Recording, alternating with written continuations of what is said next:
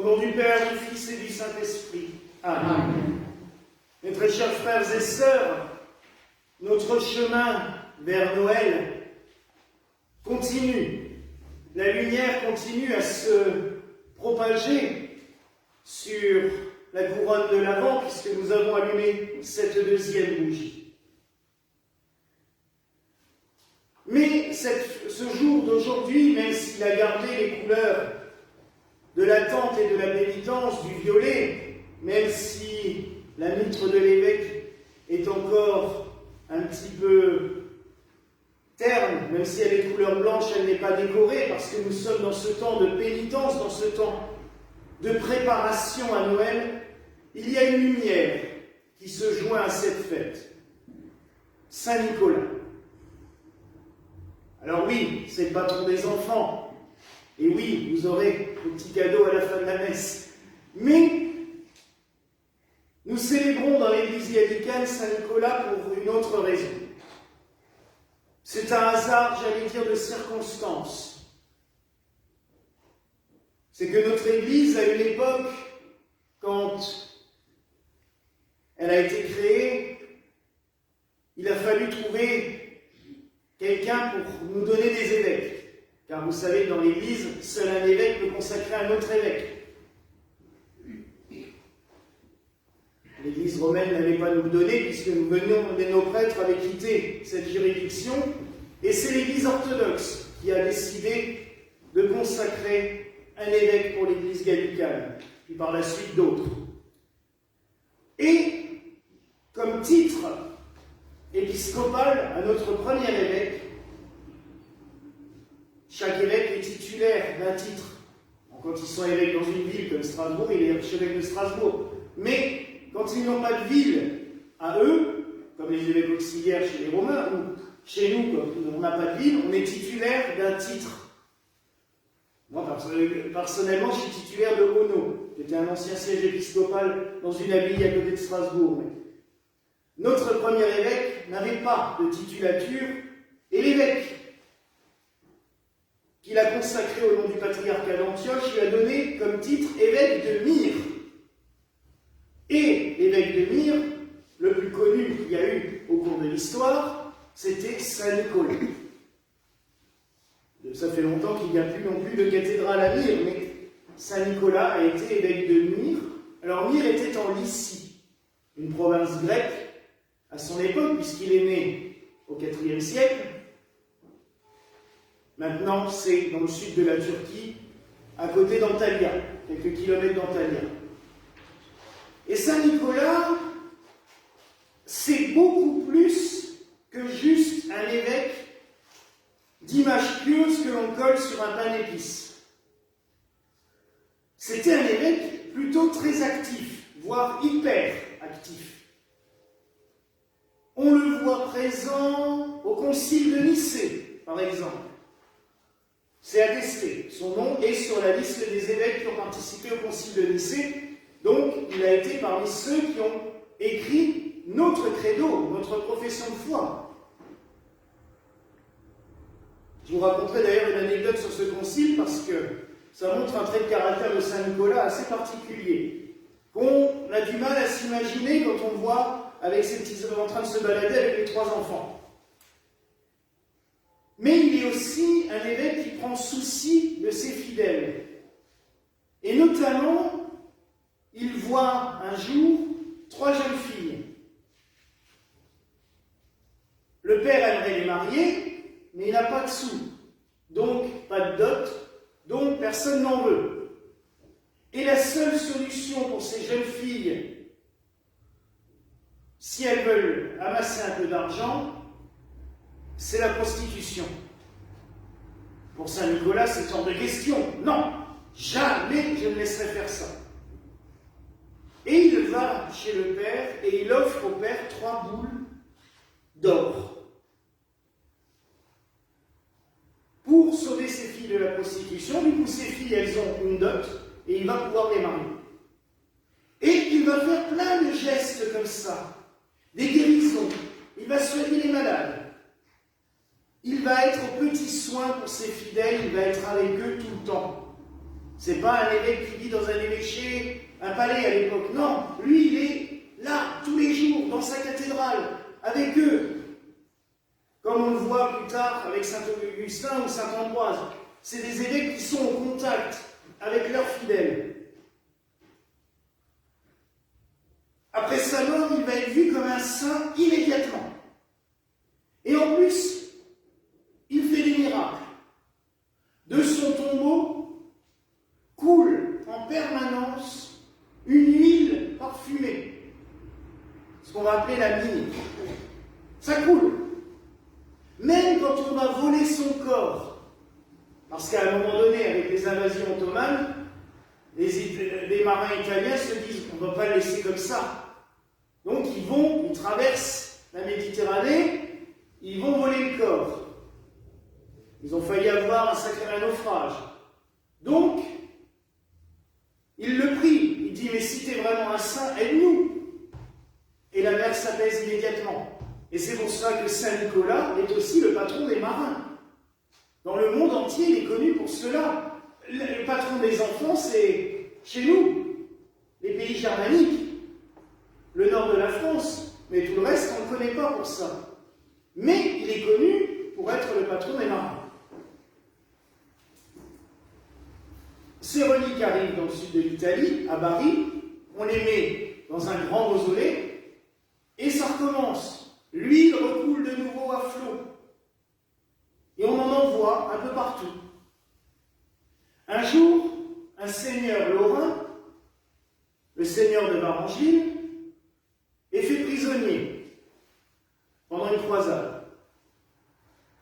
Il connaissait Saint Nicolas parce que la chapelle de son château lui était dédiée. Il le prie, lui dit « Fais que je puisse être libéré ». Il est libéré, il revient, il passe par Bari en demandant une relique. On va lui donner un morceau du bras. Il va le ramener chez lui en Lorraine et il va construire une basilique fantastique autour, Saint-Nicolas de Port, qui est le grand sanctuaire dédié à Saint-Nicolas, où hier soir il y avait encore cette fabuleuse procession où il y a plus de 2000 personnes avec des flambeaux dans la basilique qui chantent à tue-tête autour des reliques. C'est un moment magnifique, on l'a fait pendant des années, c'est splendide. Et c'est à partir de là, de toutes ces petites légendes ou histoires vraies, qu'on va créer la légende de Saint-Nicolas, le patron des enfants. Les trois jeunes filles vont devenir des petits garçons, et au lieu de les sauver de la prostitution, on va les sauver d'un méchant boucher qui veut les tuer. Vous savez que dans l'histoire, on a toujours tendance, une histoire, elle a autant de versions que de personnes qui la racontent. Et bien là, c'est comme ça qu'on en est arrivé à cette légende, mais il est devenu le protecteur des enfants. Mais Saint-Nicolas, on ne doit pas le limiter à ça. Nous, on le prie aussi aujourd'hui, donc pour que vos évêques soient, j'allais dire, protégés et bénis dans leur ministère. Parce que Saint-Nicolas, c'était un évêque qui ne mâchait pas ses mots. Et justement, au concile de Nicée, il y a un bonhomme qui arrive qui s'appelle Arius, qui a déjà pas mal de fidèles un peu partout dans le monde, et qui dit, oui, vous faites ce que vous voulez, mais pour moi, Jésus-Christ, il n'est pas Dieu. C'est un bonhomme, c'est un homme, il est important, il est bien, on doit le vénérer, mais il est hors de question de croire en la Sainte Trinité. Il n'y a qu'un seul Dieu unique, le Père. Jésus, c'est quelqu'un, c'est un homme bien, qui a reçu l'onction de Dieu, mais en aucun cas il est Dieu. Tout le monde proteste, et Saint Nicolas proteste un peu de façon véhémente parce qu'il se lève et lui colle une grande baffe. Il y a d'ailleurs une église aux États-Unis qui a un grand tableau de Saint Nicolas en train de claquer Arius, mais de manière assez violente. Et le concile va dire que non, Arius dit des bêtises, c'est pas du tout la croyance chrétienne depuis le début. Le Christ lui-même nous a dit qu'il était le Fils du Père, qu'il était l'image du Père, et que la Sainte Trinité, c'est quelque chose de réel et de fort et de puissant. Et le concile va entériner, j'allais dire, le fait que Jésus-Christ est vrai Dieu et vrai homme. Et cette hérésie arienne va être condamnée à partir de ce moment-là. Mais il va falloir encore quelques siècles pour s'en débarrasser, j'allais dire totalement. Mais pour vous dire que Saint Nicolas, là, c'est quelqu'un à poil aussi. Pour défendre la foi, pour défendre le Christ, il ne va pas rester les bras croisés dans son coin. Alors, je ne dis pas qu'il faut aller s'amuser à jouer les Don Camillo partout et à taper à coups de poing. Ce n'est pas forcément la meilleure des solutions non plus. Mais de défendre la foi, ça, oui, nous devons le faire en tant que chrétiens, et vos évêques encore plus. Alors oui, nous pouvons prier Saint Nicolas pour nous protéger, pour nous bénir, protéger les enfants, bien entendu, c'est leur saint patron, qu'il veille sur eux, qu'il vous donne cette foi qu'il a tellement défendue, qu'il vous la garde dans vos cœurs, mais que pour nous, chrétiens, c'est aussi un modèle. Et la lecture qui s'adresse au Christ, où Isaïe nous dit « Je suis l'envoyé, je suis celui qui a reçu l'onction, je suis celui qui est envoyé pour porter la bonne nouvelle aux pauvres, pour aller libérer les captifs. » Mais tout ce texte colle parfaitement aussi à Nicolas. On le prie pour les prisonniers aussi. Et dans l'église de Saint-Nicolas-de-Port, autour de son autel, il y a des chaînes de prisonniers qui ont mis leur chaîne ici après une libération suite à son invocation. Donc oui, mes frères et sœurs, quand nous sommes enchaînés par des problèmes, par des soucis, par des maladies, nous pouvons prier Saint Nicolas pour qu'il nous apporte la guérison.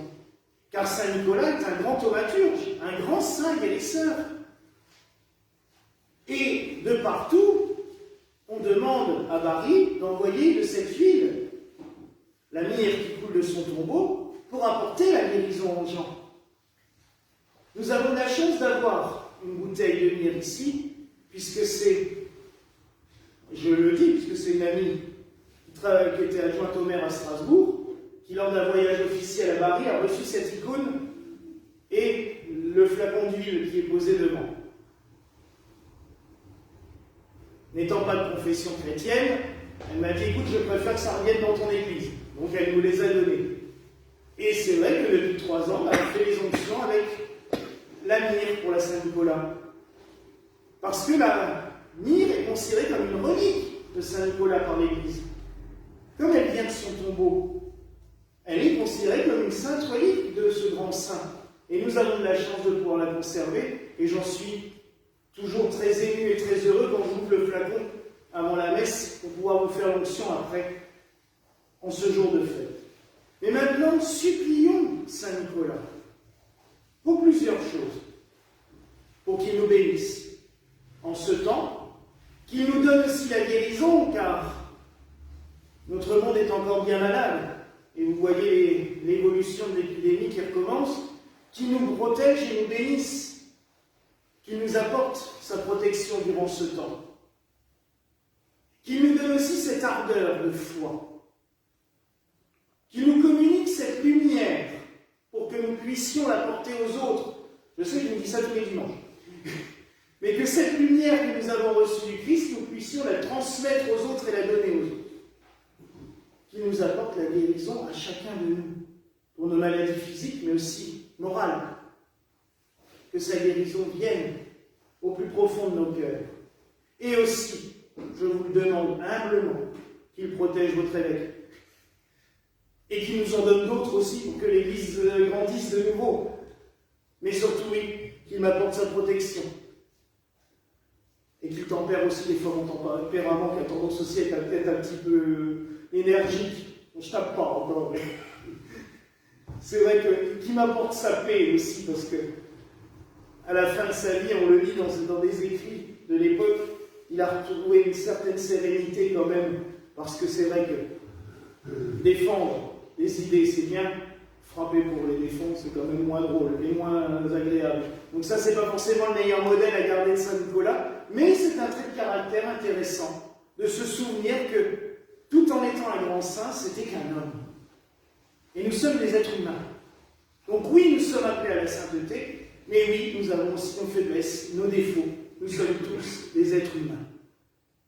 Alors en ce jour, prions pour tout cela, et prions aussi pour tous les évêques du monde entier, de toutes confessions différentes, parce que chacun a un lourd travail, un troupeau à guider. Il y a le symbole de la crosse, c'est le troupeau que l'on doit guider. Que chacun en soit digne et reçoive la grâce et la bénédiction. Voilà, mes frères et sœurs, la grâce que nous souhaitons ce jour au nom du Père, du Fils et du Saint-Esprit. Amen.